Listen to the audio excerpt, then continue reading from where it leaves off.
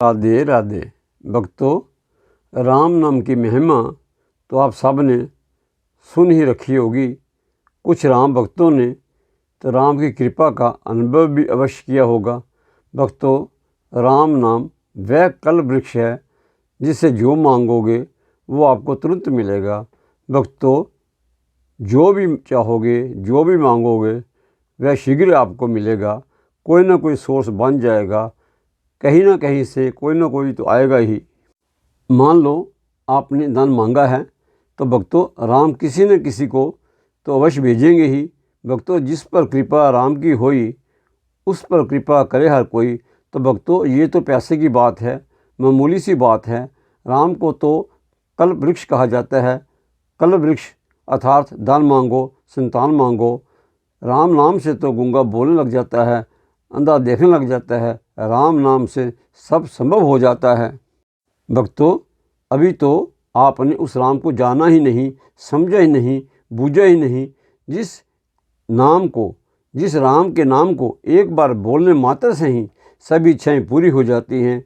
जिसे कामधेनु कहा जाता है। अभी आप 1000 बार बोलते हैं, राम नाम बोलते हैं, राधे राधे बोलते हैं, तो आपकी इच्छा पूरी नहीं होती है। जिस गुप्त नाम की हम यहाँ पर बात कर रहे हैं, चर्चा कर रहे हैं, वो इतना महान है कि जिसकी महिमा का गुणगान तो मुनि ऋषि युग युग से करते आ रहे हैं। जिसका पार आज तक ना कोई पा सका है और ना ही कोई पा सकेगा। भक्तों, जिसने उस राम नाम को जाना है वो भी उसका वर्णन, उसके स्वरूप, लीला शक्ति का बखान नहीं कर पाया। थोड़ा बहुत केवल एक अंश मात्र ही कह पाया है। वो ऐसे है कि गूंगे ने गुड़ खा लिया। एक बार गूंगे ने गुड़ खा लिया, बहुत मीठा लगा। किसी ने पूछा इसका स्वाद कैसा है, तो वो नहीं बता पाया, क्योंकि वो तो गूंगा ठहरा। इसी प्रकार जो राम नाम को एक बार समझ लेता है, उसकी शक्ति, उसके समर्थ, उसके स्वरूप, उसकी लीला को जान लेता है, वो कह नहीं पाता, क्योंकि उसके अंदर इतना आनंद का अनुभव करता है कि वो केवल आनंद का अनुभव ही करता है, प्रेम में डूबा रहता है, वो उसका बखान नहीं कर पाता। भक्तों, जिसने भी राम को समझा, जाना, जिस पर राम की कृपा हुई, वो राम का ही हो गया। उस राम नाम में इतनी शक्ति है कि एक बार बोलने मात्र से ही जन्मों जन्मों के पाप नष्ट हो जाते हैं।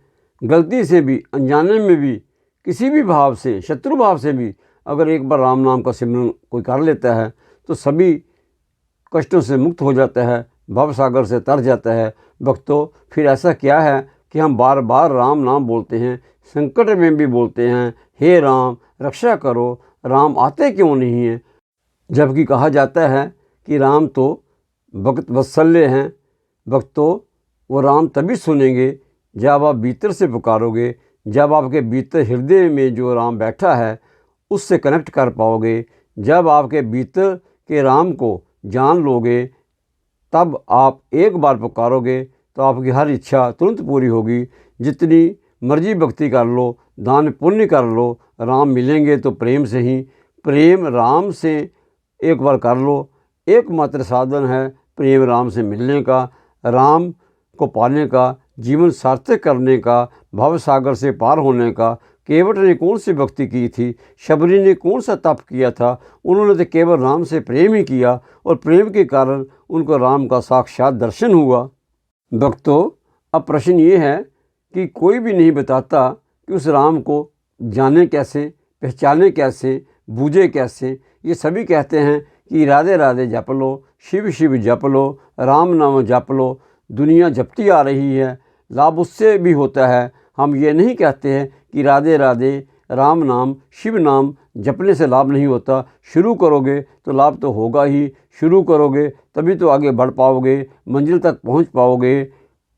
भक्तों, लोग तो कथा भी ढंग से सुनते नहीं हैं, सुनते हैं और जो सुना है साथ लेकर नहीं आते, वहीं पर छोड़ आते हैं, वहीं पर पल्ला झाड़ आते हैं।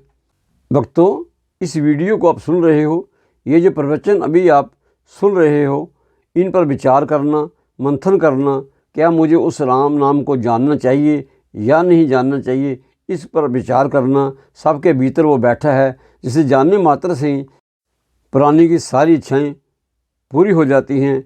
जिसके लिए संतों ने कहा है कि कोटि नाम संसार में, तांते मुक्ति न होए, आदि नाम जो गुप्त जपे, बूझे बिरला कोय।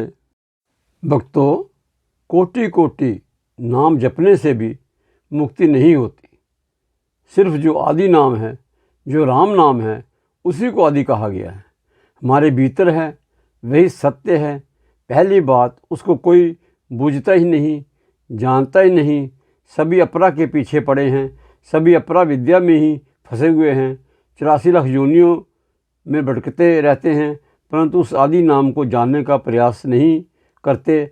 गलती से भी किसी ने जान भी लिया तो उससे योग नहीं हो पाता, वो उस आदि नाम से जुड़ ही नहीं पाता। भक्तों, ज्ञान पा लिया परंतु समझा नहीं, ताले में रख दिया तो कोई लाभ नहीं मिलेगा। जैसे बहुत सारा धन आपके पास है परंतु आप खर्च नहीं करते, ताले में रख देते हो, तो आप तो दरिद्र ही रहोगे ना। ऐश्वर्य को तो आपने ताले में रख दिया, समय आपने अपने ऐश्वर्य को, अपने सुख को ताले में रख दिया। भक्तों, ऐसे ही आदि सत्य आपको किसी ने बता भी दिया तो उस पर चलना पड़ेगा, नाम जप करना पड़ेगा, मनन चिंतन करना पड़ेगा। अपरा विद्या यथार्थ, यज्ञ, तप, पुण्य, मंदिर जाना, ये सब अपरा है। ये भगवान की ओर जाने का, भगवान से प्रेम करने का, भगवान से मिलने का मार्ग है, साधन है, परंतु भगवान को पाने का नहीं। भगवान कृष्ण ने गीता में स्पष्ट कहा है कि मैं इनसे नहीं मिलता, मैं प्रेम से मिलता हूँ। भगवान ने कहा है, न हम वेदे न तप से न दानन चिज्या, न दानम न तपो निर्ज्या शौचानी व्रतानी चे। अर्थात भगवान कहते हैं कि मैं यज्ञ, तप, दान से नहीं मिलता, मैं तो प्रेम से मिलता हूँ।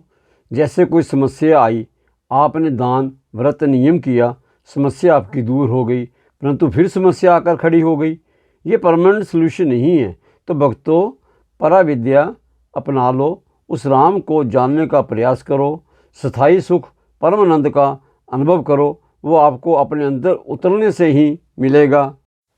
उसी आदि नाम, उसी राम नाम को जानने से ही परम आनंद की प्राप्ति होगी, जिसके नाम को केवल एक बार सिमरन करने से, बोलने मात्र से जो चाहोगे आपको मिलेगा। भक्तों, निरंतर अनन्य भक्ति से, नियम से प्रयास करोगे तो सफलता तो अवश्य मिलेगी, राम अवश्य मिलेंगे।